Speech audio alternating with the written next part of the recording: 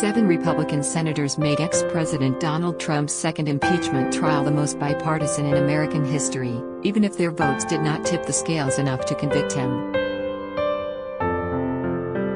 The final vote was 57 to 43, 10 votes short of the threshold needed to secure a conviction, with 7 Republicans joining the Democrats. Most Republicans followed Senate Minority Leader Mitch McConnell's example, claiming the Senate did not have the constitutional authority to put a former president on trial, though constitutional scholars have largely disagreed with that argument. In any case, McConnell could have used his powers as majority leader to begin the trial while Trump was still in the White House. He chose not to. Regardless, Democratic House impeachment managers made their best efforts to lay out historical precedent for trying a former official alongside all the ways Trump incited the Capitol insurrection by refusing to accept his electoral defeat. As a direct result of the violence, 5 people died, including a Capitol police officer, and more than 100 people were injured. World leaders expressed horror at the attack on democracy. The Republicans who voted to convict Trump were Sens. Bill Cassidy, Law, Richard Burr, NC, Susan Collins, Maine, Lisa Murkowski, Alaska, Mitt Romney, Utah, Ben Sasse, Neb. And Pat Toomey, Pa. Here is why they voted the way they did. Bill Cassidy, the Louisiana senator, offered a simple explanation in a video posted to Twitter. The Constitution in our country is more important than any one person. I voted to convict President Trump because he is guilty, he said. Cassidy had sharply criticized Trump's defense team after their first day on the Senate floor, calling them disorganized. One side's doing a great job, he said Tuesday, referring to House Democrats, and the other side's doing a terrible job on the issue at hand. He did not hint about which way he was leaning before the vote, however. Richard Burr, the senator from North Carolina, had voted to dismiss Trump's impeachment trial before it began. When this process started, I believed that it was unconstitutional to impeach a president who was no longer in office. I still believe that to be the case, he said in a statement. However, the Senate is an institution based on precedent, and given that the majority in the Senate voted to proceed with this trial, the question of constitutionality is now established precedent. Burr wrote that he believed his role to be that of an impartial juror and found during the presentations that the facts are clear. Trump's actions rose to the level of high crimes and misdemeanors. The president promoted unfounded conspiracy theories to cast doubt on the integrity of a free and fair election because he did not like the results, he said. As Congress met to certify the election results, the president directed his supporters to go to the Capitol and disrupt the lawful proceedings required by the Constitution.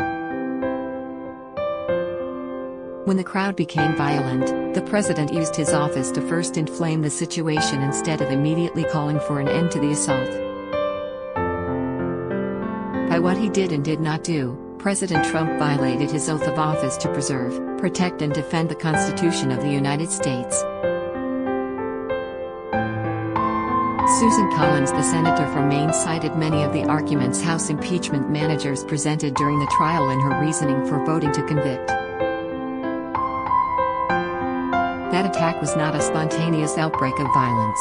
Rather, it was a culmination of a steady stream of provocations by President Trump that were aimed at overturning the results of the presidential election, Collins said on the Senate floor Saturday. The president's unprecedented efforts to discredit the election results did not begin on Jan.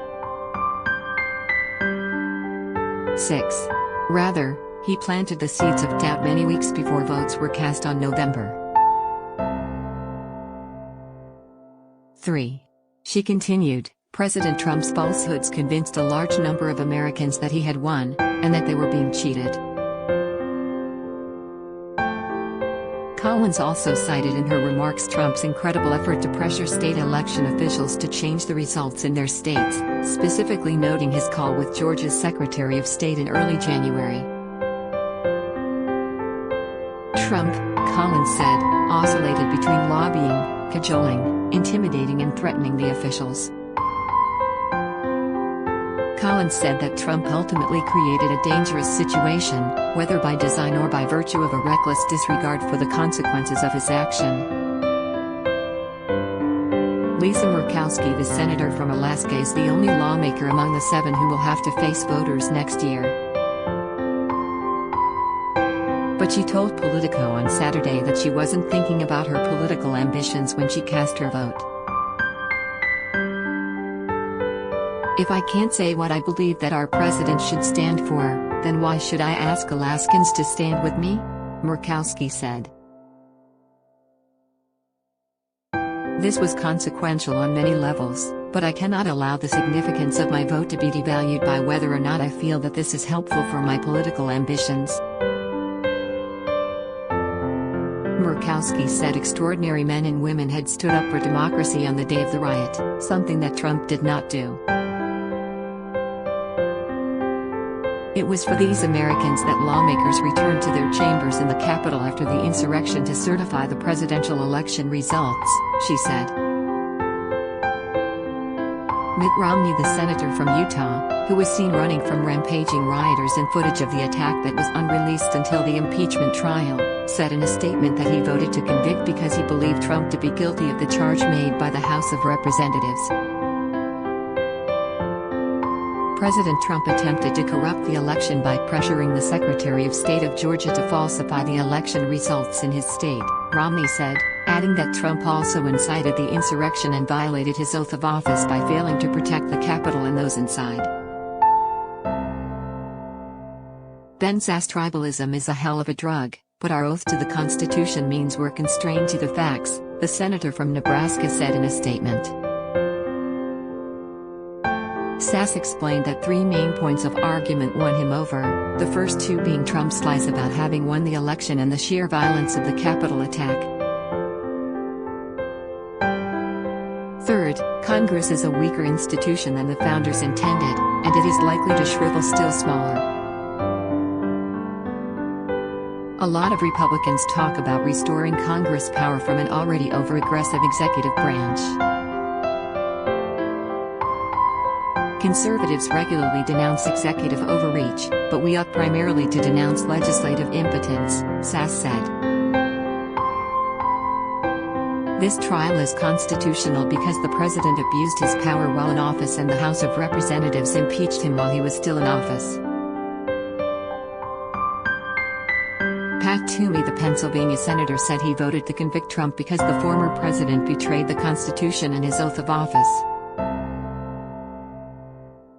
"I was one of the 74 million Americans who voted for President Trump, in part because of the many accomplishments of his administration," Toomey said in a statement. Unfortunately, his behavior after the election betrayed the confidence millions of us placed in him. Trump urged his supporters to march on the Capitol for the explicit purpose of preventing the formal certification of the electoral results, despite the fact that he legitimately lost the election, Toomey said. As a result of President Trump's actions, for the first time in American history, the transfer of presidential power was not peaceful, he added.